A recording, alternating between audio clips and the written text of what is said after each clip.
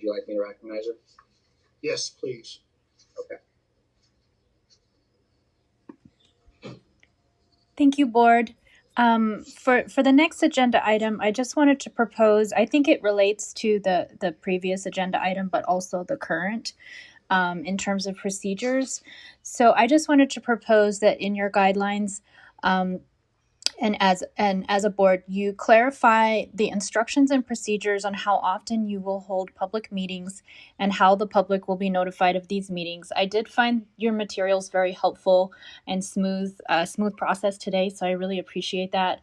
But I was just forwarded it at the last minute from a friend, so I wasn't really sure like how I would be able to stay involved in the future moving forward. So some clarification from that I think would be really good. Also, how the board intends to embody and execute the spirit of openness and transparency that was in the original bill introduced by Senator Will Espero.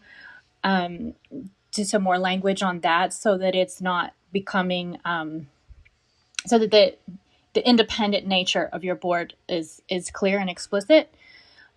Clarification about the written policy that I brought up in my initial testimony.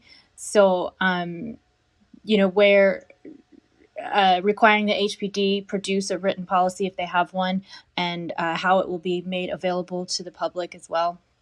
And finally, I recommend establishing some timelines in your guidelines because there's such a large backlog of cases. So, the community is concerned of how will you get through the cases and not run out of time when the board expires in 2022. Those are my suggestions for now. Thank you so much. Ms. Thompson, thank you for your suggestions and for your previous testimony as well. Thank you.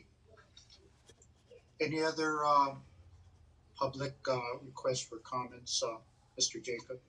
I'll remind the attendees they can raise their hand on Zoom to which they want to testify. If you're a call-in user, please hit #9.